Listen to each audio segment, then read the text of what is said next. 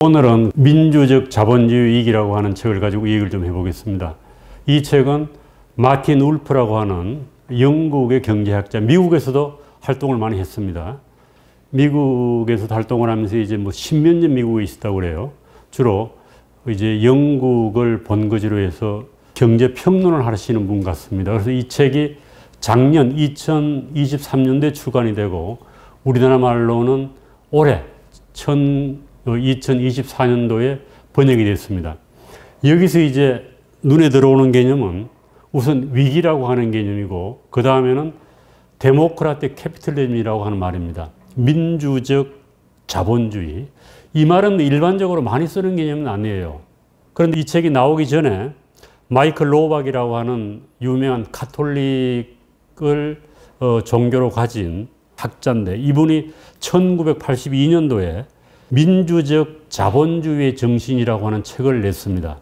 우리나라에서도 이 책이 서울대 김학준 교수님의 번역으로 소개가 되었습니다.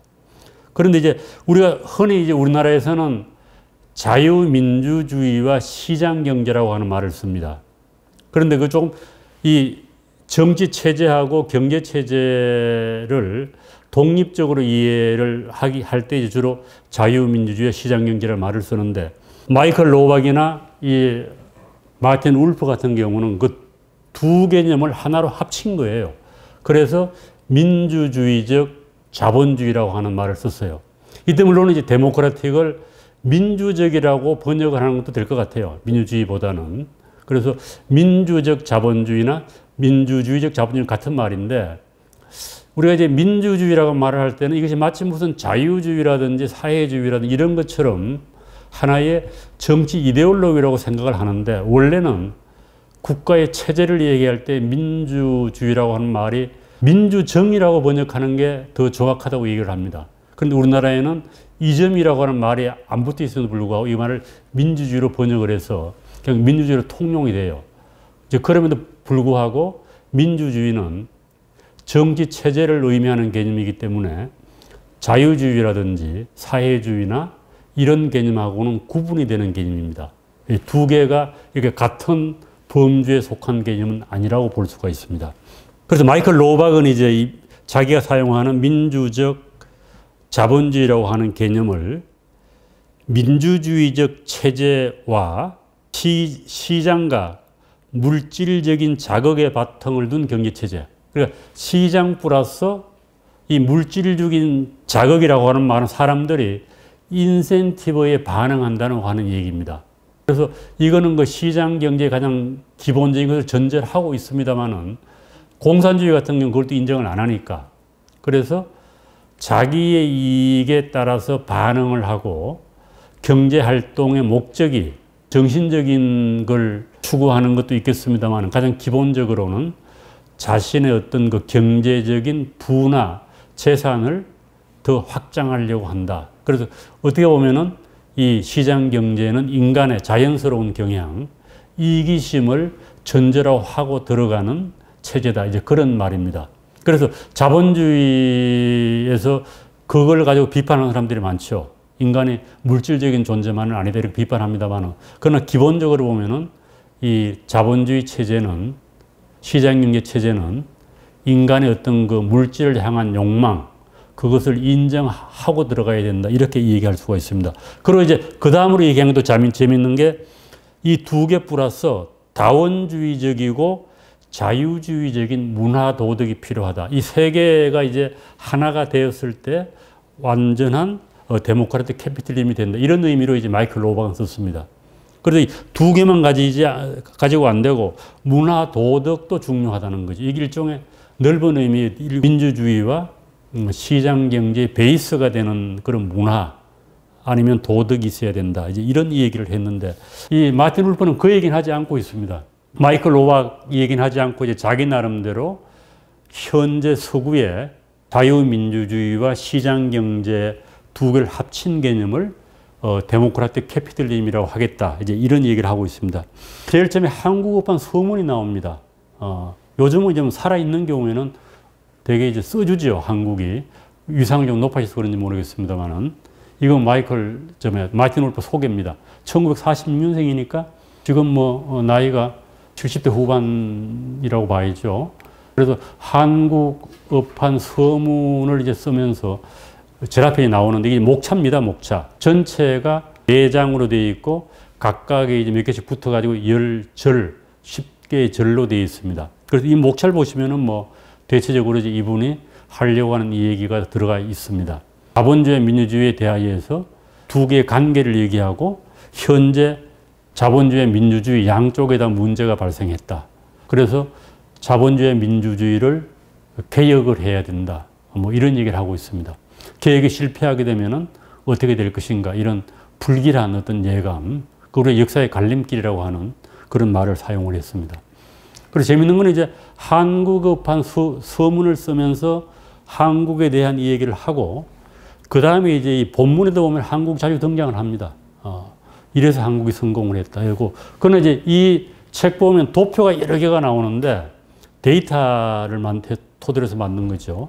어떤 데는 뭐 우리나라가 들어가 있고 어떤 데는 한국이 빠져 있습니다. 그래서 아직도 이제 그렇게 크게 통계적으로 얘기할 때는 우리나라가 주목을 못 받지 않고 있나 그런 생각이 들기도 합니다만은 이제 뭐 한국 그러면 되게 그렇게 얘기하죠. 놀라운 경제 성장. 1950년부터 천 건데, 이거 통계는 뭐 각각 다 달라요. 60년대에 우리나라의 그 국민 소득이 뭐 80불이었다 이렇게 보는 경우도 있고 해서 80불로 보면 현재는 몇백 배가 불어난 거죠. 그런데 이분은 이제 어디 통계를 인용했는지 모르겠는데 1950년과 2016년에 그 세계적으로 여러 나라의 1인당 그 GDP를 분석을 했습니다. 그래서 2주를 기준으로 해가지고 이쪽으로는 GDP가 떨어진 나라예요. 76년 동안이죠. 떨어진 나라고 이쪽 쪽에서는 GDP가 이제 불어난 나라인데 2배 불어난 나라, 3배 불어난 나라, 4배 불어난 이런 식으로 분류를 해서 우리나라는 제일 여기 앞에 여기에 와 있습니다. 그래서 32배가 불었다. 이 통계적으로 그래서 여기가 사우스 코리아, 요게 좀 그림이 희미합니다. 요게 나와 있는데요. 조금 더 많이 불었다는 나라가 한 나라인데 이건 뭐 나라는 아니고 조그만 나라고 해서 어느 정도의 규모를 갖춘 나라 중에는 우리나라가 유일합니다. 그래서 한국이 대단하다. 66년 사이에 32배가 부유해진 나라다. 뭐 400배가 부유했다 이렇게 얘기할 수 있겠습니다만 그래서 한국을 일단은 놀라운 경제 성장을 했다고 해서 높이 평가를 하고 있습니다. 이런 나라가 인류 역사에 없다는 겁니다. 서방 국가가 3세대에 걸쳐 이룩한 경제적 정치적 변화를 1세대 만에 달성했다. 30년 만에 달성했다는 거예요. 문제가 많겠죠. 주로 200년 잡습니다만 서양은. 그리고 이제 독재 국가에서 민주주의 국가로 발전했다. 그러니까 산업화와 민주화에 성공을 했다는 얘기입니다. 그리고 이제 우리나라의 뭐 1인당 지혜나 추이를 보더라도 엄청나게 이제 많이 불어난 우리가 흔히 이제 자랑할 때 이거 많이 이 통계를 제시를 하죠. 그리고 경제 성장률이 10%가 넘었던 때가 꽤 많이 있었죠. 지금은 이제 떨어져 가지고 2몇 프로 얘기합니다만은. 그래서 이게 놀라운 성장이다. 요즘에 이제 우리가 북한하고 뭐 남한하고 비교하는 건 별 의미가 없는 것 같아요. 그런데 불구하고 외국에서는 주목을 합니다. 왜 그런가 하면은 똑같은 민족과 비슷한 그 지역에서 대조 실험을 한 거예요.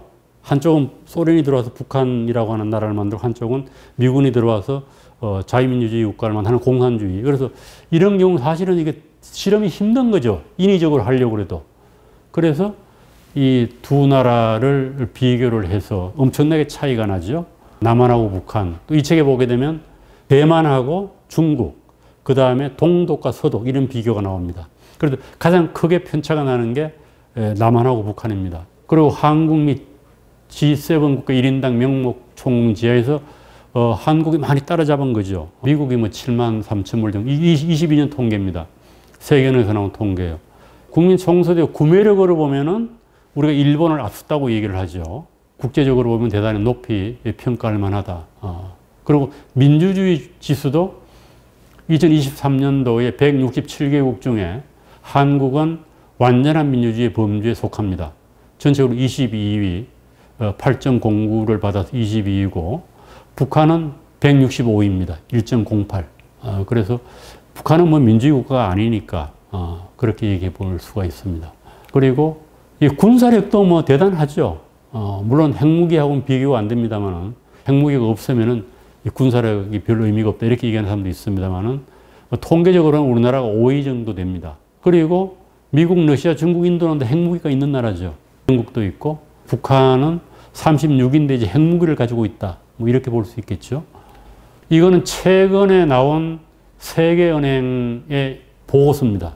우리나라 언론은 좀 보도가 됐습니다만은 그래서 중진국의 함정에서 벗어난 한국이 가지고 대단히 높이 평가를 했습니다. 지금 중진국에서 이렇게 올라가기 힘든 모양이에요.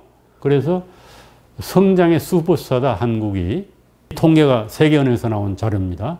이 중진국에 벗어나려고 하면 투자를 많이 하고 기술 도입을 하고 혁신에 성공을 해야 되는데 한국은 그걸 다 성공적으로 했다. 뭐 수출 장려를 통해서 개방을 하고 연구 개발을 장려하고 특히 이제 기술 교육에 투자를 많이 했다. 그리고 인적 자원에 투자를 많이 했고 혁신.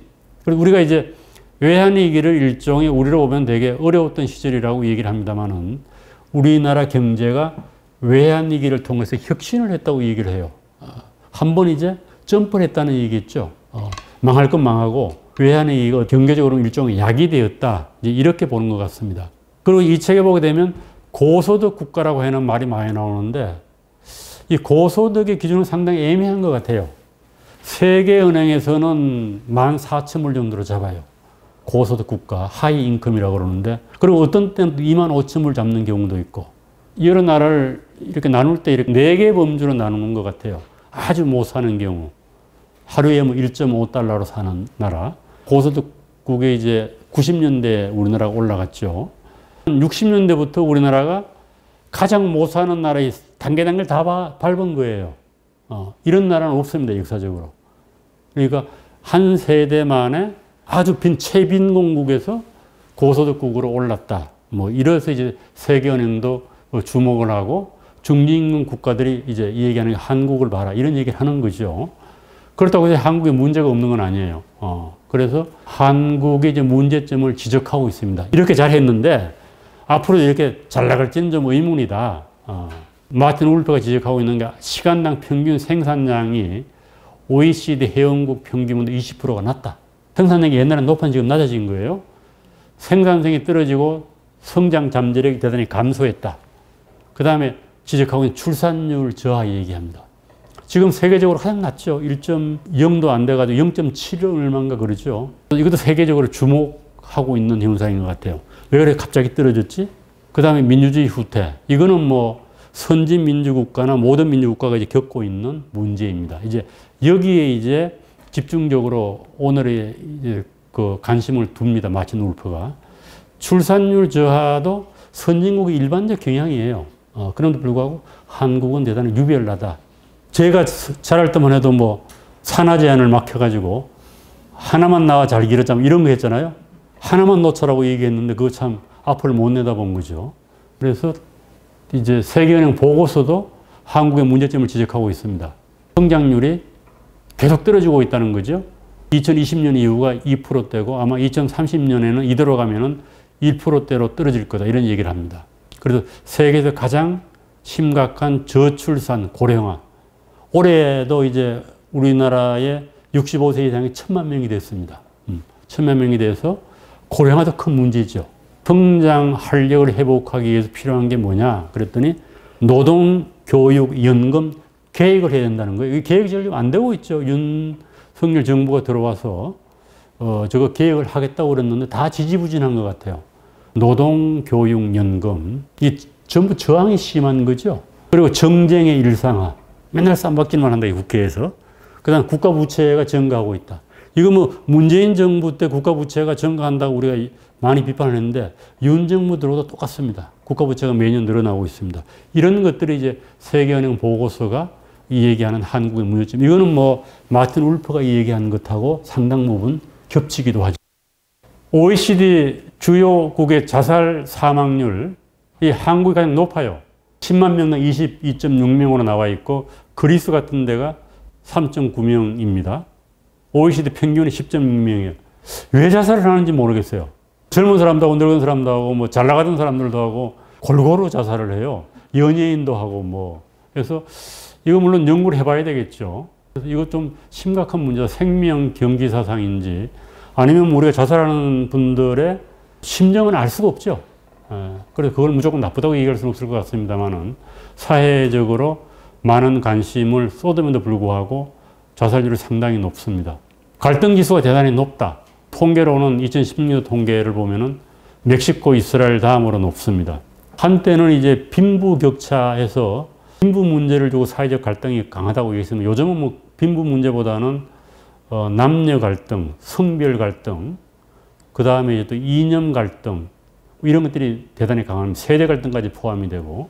그래서 이 갈등은 꼭 나쁜 것만은 아님에도 불구하고 그것이 너무 지나치면 문제라는 거죠. 그래서 갈등은 사회 발전의 양념이 될 수도 있는데 적절하면은 우리나라는 이게 너무 강하다. 그래서 요즘 뭐 이념이 다른 사람들끼리는 결혼도 안 한다고 그래요. 옛날엔 종교가 문제가 됐는데 그 정도로 이제 이념이 생활화가 되지 않았나 하는 이제 그런 우려가 있습니다. 그리고 노인 빈곤율도 심각한 것 같아요. 마틴 울퍼도 노인 문제가 한국이 어떻게 할 거냐라고 얘기를 하고 있습니다. 노인 빈곤율이 40.4% 대단히 높습니다. OECD 국가 중에. 이 국제적 통계예요. 이것도 이제 보면 다 돈 들어가는 거죠. 지금은 뭐 우리나라가 그 노인들에게 주는 돈이 15만 원인가 20만 원인가 있죠. 그건 부족하죠. 그걸 이제 무조건 올 수도 없고 이런 얘기를 많이 합니다. 그래서 한국에 주는 조언으로 하는 말이 민주주의와 시장 자본주의는 요 말이 재미있어요. 상호 보완적 대립물이다.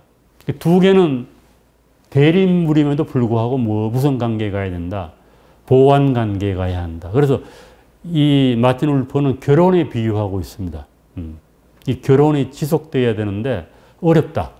이혼하면 망한다. 이런 얘기돼요. 상호 보완적 대립물이다. 서로 보완적 역할을 하지만은 이론적으로는 두 개가 대립 관계에 있다는 얘기를 합니다. 그리고 국가를 조직하는 가장 좋은 방법은 둘이 결합을 해서 잘 가는 거라는 거죠. 결합의 실패는 이 점에 대해서는 이분의 이제 철학이 들어가는 거죠. 경제적 번영을 사회가 광범위하게 공유하지 못하면 결합이 실패한다는 거예요. 이건 뭔가 하면은 사회가 깨지는 경우는 대부분 가장 큰 요인이 여러 개가 있습니다만 가장 큰 요인이 경제적인 요인이라는 겁니다. 그래서 그 중에도 뭔가 하면은 경제의 과실을 여러 사람이 나누어 가져야 된다는 거예요. 이건 어떻게 보면 복지적인 거죠. 그런데 이것이 어느 특정 계층으로만 편중된다는 겁니다. 이걸 우리가 뭐 양극화라고 그러지 않습니까? 그래서 한국의 양극화가 심각한 것 같다는 얘기를 해요. 그리고 이 양극화 자체도 문제지만은 왜 더 문제가 되는가 하면은 내가 경제적 과실을 못 누리고 잘 사는 사람들이 다 가져간다. 이런 의식이 사회에 팽배하게 되면은 결국 포퓰리즘 선동가들이 나타난다는 거예요. 그게 좋은 먹잇감이라는 거죠. 그러니까 결국은 국민들의 정서에 야합을 한다고 그럴까? 이걸 이용해서 나타나는 것이 정치적인 포퓰리스트라는 겁니다. 그래서 일종의 경제가 인간의 심리를 움직이고 그 심리는 또 뭐에 터전이 된다? 포퓰리즘의 터전이 된다는 겁니다. 그런데 이 얘기는 뭐 독일에서 나치즘이 등장할 때 똑같아요. 사람들이 막 살기 어려우니까 히틀러가 등장해가지고 야 내가 문제다 해결하겠다 이런 식이에요. 그리고 미국도 똑같이 보는 겁니다. 트럼프와 같은 이상한 사람, 이 사람이 보면 그래요. 트럼프를 보는 시각은 상당히 다양합니다만은 트럼프가 결국은 집권을 하게 된 그 배경도 보게 되면 다 이런 거라는 거예요. 국민들이 이 체제가 문제가 많다, 미국 체제가. 그리고 주로 경제적인 이유로 박탈감을 느끼는 사람들이 많은데 그 사람들에게 이제 트럼프가 명쾌하게 왜 당신들이 못 사는지를 설명해 준 거죠. 설명을 해도 이유가 맞는지 안 맞는지 알 수가 없어요. 뭐 이민이 많이 들어와서 그렇다, 뭐 외국 때문에 그렇다, 뭐 미국이 뭐 다른 나라를 도와주기만 하고 돈을 하나도 되돌려 못 받아서 그렇다, 뭐 이런 설명을 해가지고 그 사람들의 표를 얻는다는 거죠. 그리고 이제 한국 요 부분도 이 얘기를 합니다. 아직은 이민자가 적어서 외국인에 대한 혐오와 적대 감정이 심각하지 않다. 이건 한국을 잘 본 것 같아요. 그럼 앞으로 이게 문제가 될 거다. 어느 나라든지 이 경제가 선진화가 되게 되면은 외국 이민이 많이 들어올 수밖에 없잖아요. 최근에도 봤더니 뭐 필리핀에 그 가사 도우미들이 몇백 명이 들어온 것 같아요. 그러니까 이제 구전 일을 안 하는 거예요. 지금 이제 시골에 가게 되면 그것이 급격하게 나타난다 그럽니다. 노동자들이 전부 외국인입니다.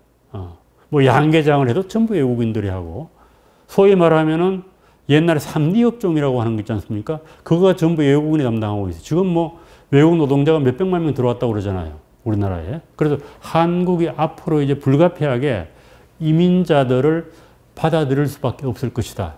그러면은 이제 이민자들을 받아들이는 것에 대해서 어떤 문제가 발생할 것인가를 미리 좀 대책을 세워야 되는데, 이 말은 뭐예요? 한국이 좀 심각한 것 같다. 우리 문화 자체가 단일 민족, 대의민족 해가지고 외국인들에 대해 대단히 배타적이에요. 이것도 잘 사는 나라 외국인들한테는 고개를 숙이고 뭐예요? 우리보다 못 사는 나라들 무시하죠. 그래서 이거 좀 심각한데 같이 어울려 사는 법을 배워야 한다. 그래서 이 혐오와 적대감이 특히 이제 유럽에서 많이 나타났죠. 브렉시트 같은 것도 그거의 여파라고 얘기를 합니다. 그러나 통계적으로 보면 지금 전 세계적으로 자기가 태어난 나라에서 살지 않는 사람들이 3% 정도 된다고 그래요. 3%. 적은 거죠. 그래서 이분은 이제 이민이 불가피하긴 하지만은 이민에 대해서는 대단히 신중했다는 얘기를 합니다. 무조건 다 받을 수도 없고, 그렇다고 해서 너무 적대적으로 대해서도 안 되고, 그런 얘기를 하고 있습니다. 그리고 이제, 마지막으로 지적하는 게 저출산과 고령화가 급격히 진행되면은 이 상태가 지속되기 어렵다. 젊은 사람은 없고 늙은 사람은 있으면 어떻게 할 거냐. 이런 얘기를 하고 있는 겁니다. 이게 다 어떻게 맞물려 있는 것들이죠. 그래서 한국에 주는 조언, 여기에 이제 뭐 여러 가지 이제 문제가 있겠습니다만은 요런 우리가 아직까지는 주목을 하지 않는 그런 문제를 지금 얘기를 하고 있고, 아까 얘기했듯이 너무 정쟁이 심각하다 이런 얘기를 하고 있습니다. 이거 우리가 조금 심각하게 우리의 과제로 삼아야 할 일인 것 같기도 합니다. 그래서 하는 얘기가 민주주의 자유시장, 자유무역에 대한 적대감이 세계적으로 증대하고 있다. 우리나라도 이 혜택을 많이 본 거 아니에요? 특히 자유무역에 대해서는. 그러나 자꾸 이제 자유무역이 보호무역으로 돌아가는 거예요. 미국 같은 경우 대표적으로 중국도 그렇고 해서 우리나라는 무역으로 먹고 살았는데 이 적대적으로 가면 어떻게 될 거냐. 이래서 이제 우려를 하고 있습니다. 그래서 한국인 우리는 자유를 지키기 위해서 할 일들이 뭐냐. 너 자유가 가만히 그냥 주어지는 게 아닌, 그래서 얘기하는 게 민주주의를 강화해야 된다. 민주주의는 상당히 복잡한 개념입니다. 민주주의를 강화해야 되고, 같은 생각을 가진 해외 국가와 강력한 동맹을 유지해야 된다. 이거 대단히 중요한 거죠. 윤석열 정부가 들어와서 많이 강화가 됐다고 그럽니다만, 같은 생각을 가졌다는 게 뭐예요? 이념적으로 같은 나라입니다. 자유주의의 국가에 속한 미국이나 유럽, 일본 같은 나라를 얘기하죠. 그런데 우리나라에서는 미국을 중심으로 한 자유민주주의 국가의 동맹에 대해서는 반감을 가진 집단과 사람들이 상당히 많습니다. 그리고 이것도 일종의 시한폭탄이 될 수가 있죠.